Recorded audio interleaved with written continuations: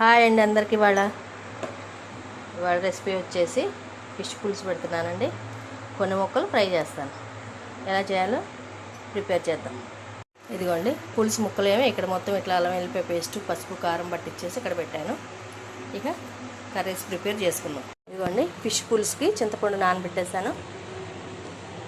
100 గ్రాములు ఉంటుందండి. 150 గ్రాములు ఉంటుంది. 150 గ్రాములు ఉంటుందండి చింతపండు నానబెట్టుకున్నాను. ఇదిగోండి చేపల పులుసులో ఒక 1/2 కిలో ఆనియన్స్ కట్ చేశాను. ఒక 10 పచ్చిమిరపకాయలు కట్ చేశాను. కొంచెం కరివేపాకు. స్టవ్ మీద గిన్నె పెట్టి ఆయిల్ పోసాను చూడండి. ఇప్పుడు కూర ప్రిపేర్ చేసుకుందాం. ఇదిగోండి ఆనియన్స్ వేసేసాను. ఆయిల్ పోసుకున్నాను కదా ఇందాక. ఆయిల్ వేగితే ఆయిల్ హీట్ ఎక్కితే ఉల్లిపాయ ముక్కలు వేసేసాను. ఉల్లిపాయ పచ్చిమిరపకాయలు వేసేసాను. 1 స్పూన్ పసుపు వేసాను. ఇప్పుడు కొంచెం సాల్ట్ కూడా వేస్తామండి. సాల్ట్ వేస్తే ముక్కలు తొందరగా మగ్గుతాయి, అంటే ఉడుకుతాయి.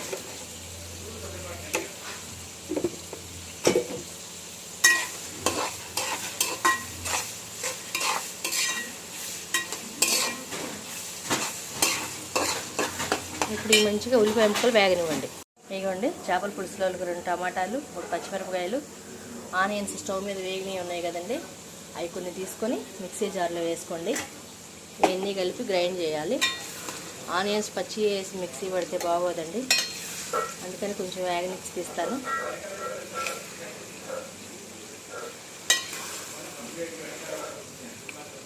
చాలండి ఇవి. ఇప్పుడు ఇందులో 2 టమాటాలు, 3 పచ్చిమిరపకాయలు వేసేసి మిక్సీ చేసేద్దాం. ఇదిగోండి మిక్సీ పట్టింది, ఇట్లా ఉంది పేస్ట్. ఈ పేస్ట్ తర్వాత కర్రీలో వేసుకుందాం. ఇదిగోండి కొంచెం కరివేపాకు, కొంచెం కొత్తిమీర కూడా వేసేసుకోండి. ఆనియన్స్ మంచిగా వేగనివ్వండి. ఇదిగోండి ఉల్లిపాయ ముక్కలు మొత్తం వేగిపోయినాయి శుభ్రంగా.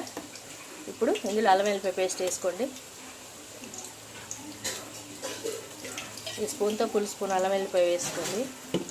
వేసేసుకొని మొత్తం మిక్స్ అయ్యేటట్టు తిప్పండి.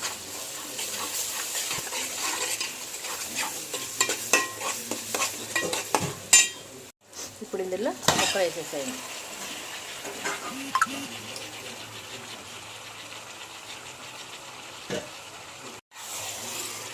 ముక్కలు పచ్చప్పుడు తిప్పొచ్చండి, కానీ ముక్కలు వేగిన తర్వాత చేప ముక్కలు తిప్పకూడదు, గరిటతో తిప్పకూడదండి.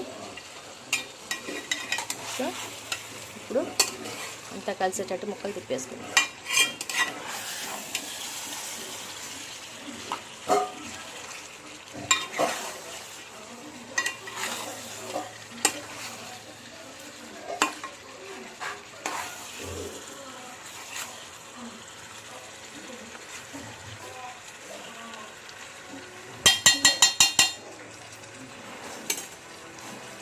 మంచిగా ఇప్పుడు హై ఫ్లేమ్లో పెట్టకండి, స్టవ్ మీడియం ఫ్లేమ్లో పెట్టుకొని చక్కగా ముక్కలు మంచిగా మగ్గనివ్వండి.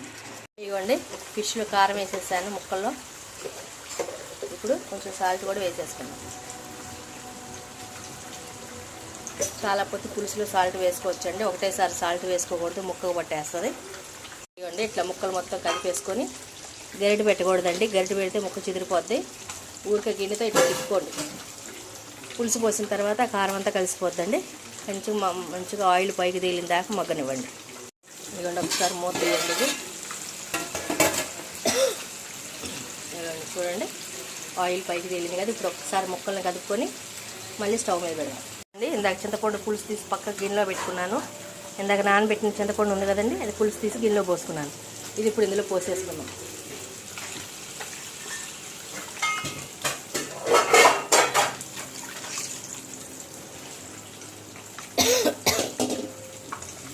ఇట్లా చింతపండు పులుసు మంచిగా మరగనివ్వండి. ఇప్పుడు చింతపండు ఈ పులుసులో సాల్ట్ వేసుకున్నామండి. ఇందాక కొంచెమే కదా సాల్ట్ వేసుకుంది. కారం కూడా కొంచెం వేసుకోండి, కారం చాలు. కారం తినేవాళ్ళు కొంచెం కారం వేసుకోండి, లేదనుకున్న వాళ్ళు సరిపోద్దంటే ఓకే. దానికి తగ్గట్టు చింతపండు వేసుకోవాలండి. కొంచెం చింతపండు వేసుకున్నప్పుడు కారం వేసుకోవాలి, వేసుకోకపోతే పుల్లగా ఉంటుంది. ఇప్పుడు ఇందులో ఈ పేస్ట్ వేసేసుకుందామండి ఈ పులుసులో. ఇప్పుడు ఇందులో ఆ పేస్ట్ కూడా వేసేసామండి. చిక్కదనం వస్తుందండి. పేస్ట్ అట్లా చేసుకొని వేసుకుంటే పులుసు పలసగా లేకుండా నీళ్ళగా లేకుండా మంచిగా గ్రేవీ కింద చిక్కగా వస్తుంది. ఇప్పుడు ఇందులో కొత్తిమీర వేసేసుకోండి. మంచిగా మరగనివ్వండి. ఆహా, టేస్టీ టేస్టీ చేపల పులుసు చూడండి ఎంత మంచిగా మరుగుతుందో. దీన్ని ఇప్పుడు మంచిగా అట్లా మరగనివ్వండి. కొంచెం దగ్గరికి రావాలండి పులుసు, నీళ్ళగా ఉంది. అప్పుడు బంద్ చేసేసుకుందాం. ఇందులో ఇప్పుడు ఒక ఎంటీఆర్ గరం మసాలా ప్యాకెట్ ఒకటి వేసుకోండి. దీన్ని ఇప్పుడు మొత్తం మసాలా అంతా కలిసేటట్టు తిప్పుకోండి. చూడండి చేపల పులుసు ఎంత చక్కగా ఉంది కదా, టేస్టీగా ఉంటుందండి పులుసు. చూడటానికి చూపులకి చాలా అందంగా నీట్గా ఉంది. కొత్త ఉడకనివ్వండి. ఒక 5 మినిట్స్ అయిన తర్వాత ఆఫ్ చేసుకుందాం. చూడండి చేపల పులుసు అయిపోయింది. దీని మీద ఇప్పుడు కొంచెం కొత్తిమీర వేసేసుకుందాము.